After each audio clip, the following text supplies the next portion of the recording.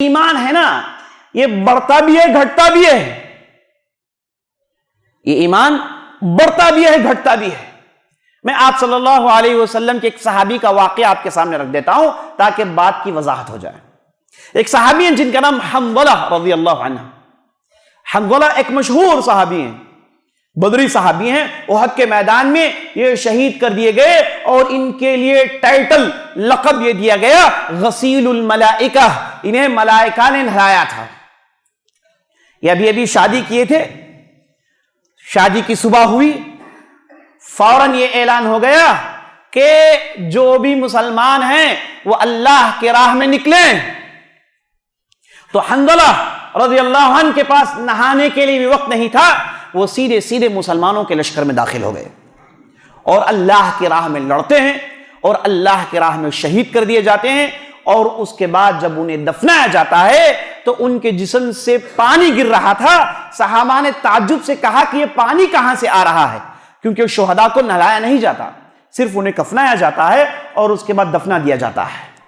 یہاں پر جب ان لوگوں نے پانی دیکھا تو نبی صلی اللہ علیہ وسلم نے کہا کہ انہیں ملائکہ نے غسل دیا ہے، یہ ہیں حنظلہ رضی اللہ عنہ، یہ ان کا مقام ہے۔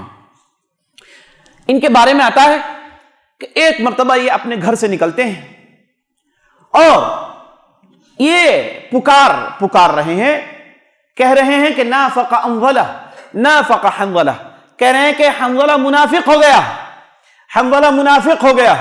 اور منافق کون ہے؟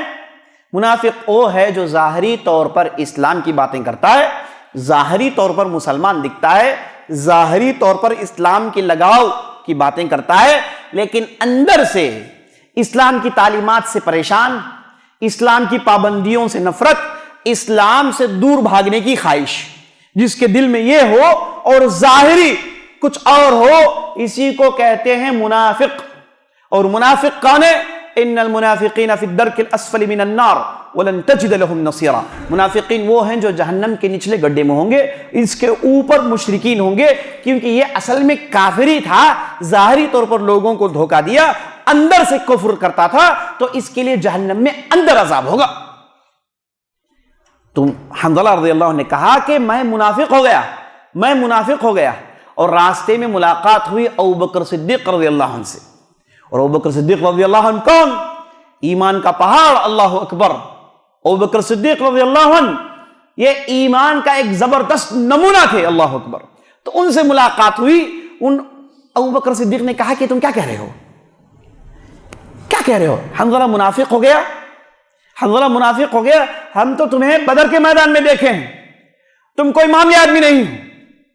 تو حنظلہ نے کہا کہ اے ابوبکر صدیق رضی اللہ عنہ، معاملہ وہ نہیں ہے، معاملہ یہ ہے کہ میں جب نبی صلی اللہ علیہ وسلم کی مجلس میں بیٹھتا ہوں، مجلس میں رہتا ہوں، تو مجھے قیامت کے مناظر نظر آتے ہیں، میں جنت کو دیکھتا ہوں، جہنم کو دیکھتا ہوں، ان چیزوں کو گویا کہ میرے سامنے انہیں ہوتے ہوئے دیکھ رہا ہوں، ایسا میرا ایمان ہوتا ہے۔ لیکن جب میں واپس اپنے اہل و عیال کی طرف رجوع کرتا ہوں، اپنے لوگوں کے ساتھ بیٹھتا ہوں، تجارت میں مصروف ہو جاتا ہوں، دوسرے کاموں میں لگ جاتا ہوں، یہ جو دیکھنے کی کیفیت ہوتی تھی، قیامت کے واقع دیکھنے کی جو کیفیت ہوتی تھی، جنت اور جہنم کے واقعات کو دیکھنے کی جو کیفیت اور دل کی جو حالت ہوتی تھی، یہ حالت نہیں ہوتی، اور بالکل میں دنیاوی فرد بن کر ہو جاتا ہوں، یہ کیفیت میری ختم ہو جاتی ہے۔ نہیں، بتانا یہ چاہ رہے ہیں کہ وہ لیول کا ایمان میرا رہتا نہیں، میں تو دنیاوی کاموں میں لگنے کے ساتھ ساتھ دنیاوی ایک فرد بن جاتا ہوں۔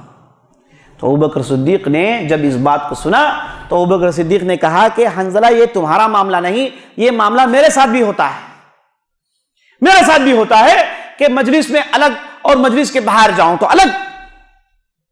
تو دونوں نے کہا کہ چلیں محمد رسول اللہ صلی اللہ علیہ وسلم سے پوچھتے ہیں۔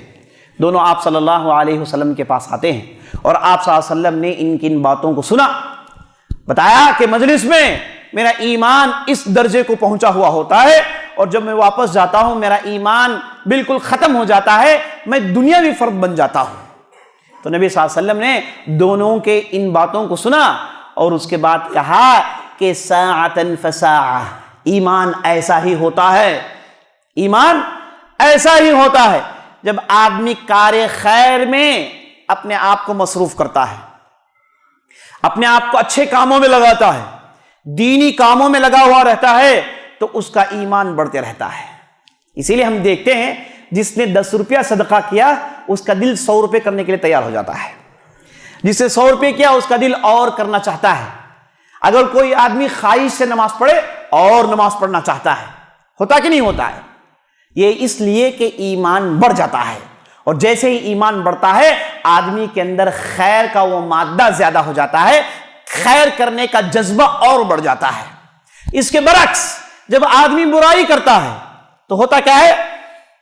اسے نیکیوں سے گھبراہٹ ہوتی ہے، نیکیوں سے دور بھاگنا چاہتا ہے، برے لوگوں کے ساتھ اور رہنا چاہتا ہے، اور برا ہونا چاہتا ہے، ہاں، اور غلط سلط کاموں میں مصروف ہونا چاہتا ہے۔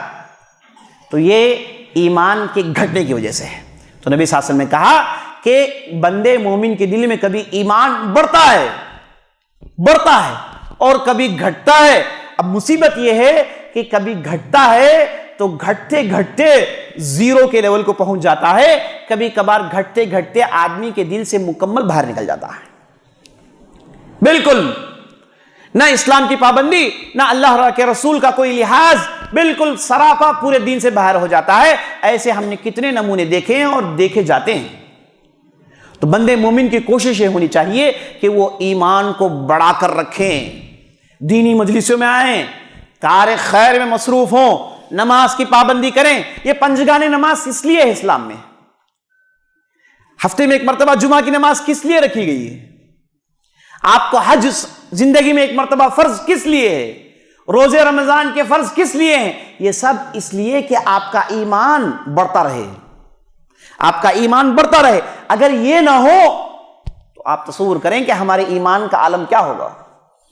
جیسے آپ دیکھتے ہیں عیسائیوں کے پاس، جیسے آپ دیکھتے ہیں یہودیوں کے پاس، جیسے آپ دیکھتے ہیں دوسرے مذہب کے لوگوں کے پاس، ان کے پاس تو مذہب ایک کھیل کا نام ہے، ان کے پاس تو دین ایک مذاق ہے۔ سال میں ایک مرتبہ، مہینے میں ایک مرتبہ کچھ ٹریڈیشنز کر لیں اور اس کے بعد سمجھتے ہیں کہ ہم نے دین کا حق ادا کر دیا۔ یہ اللہ کی بہت بڑی نعمت ہے۔ اللہ نے 5 فرضوں کو رکھا تاکہ بندے مومن کے دل میں ایمان محفوظ ہو۔ تو یہ جتنے بھی اعمال ہیں وہ ہمارے ایمان کو بڑھاتے رہتے ہیں۔ جب آپ ان اعمال کو کرتے رہیں گے دل میں ایمان تر و تازہ رہے گا، اور جب دل میں ایمان تر و تازہ رہتا ہے تو ہوتا کیا ہے؟ ہوتا یہ ہے کہ یہ آدمی جنتی بن جاتا ہے۔ جنت کے اندر جانے کے لیے بیسک ایلیجبلٹی یہ ہے کہ اس کے دل میں ایمان ہو، چاہے وہ اس کے دعوے بڑے ہوں۔ دل میں کیا ہے؟ دل میں کیا ایک رائے کے دانے کے برابر بھی ایمان ہے؟ اگر ہے تو ایک دن جہنم سے نکال کر جنت میں ڈال دیا جائے گا۔ جنت میں جانے کے لیے کم از کم دل میں اللہ اور اللہ کے رسول پر یقین ہو، قیامت کے دن کھڑے ہونے کا یقین ہو، یہ اس کے لیے زندگی گزاریں۔ یہ ہے ایمان۔ اگر یہ رائے کے دانے کے برابر بھی ہو تو یہ آدمی جنت میں جا سکتا ہے۔ اگر نہیں ہو، چاہے اس کے القاب جتنے بھی ہوں، چاہے اس کے بڑے بڑے نام ہوں، چاہے اس نے مسلمان معاشرے میں اپنے آپ کو مسلمان کہا ہو، ہزاروں کے حج کیے ہوں، ہزاروں کی نمازیں پڑھے ہوں، سب بیکار ہیں۔ وَقَدِمْنَا إِلَى مَا عَمِلُوا مِنْ عَمَلٍ فَجَعَلْنَاهُ هَبَاءً مَنْثُورًا ہے کافروں کے تعلق سے کہ ان کے جتنے بھی اچھے اعمال ہیں قیامت کے دن لا کر انہیں پھونک مار کے اڑا دیا جائے گا، کوئی اہمیت نہیں اس کی، کیونکہ ایمان شرط ہے اچھے اعمال قبول ہونے کے لیے۔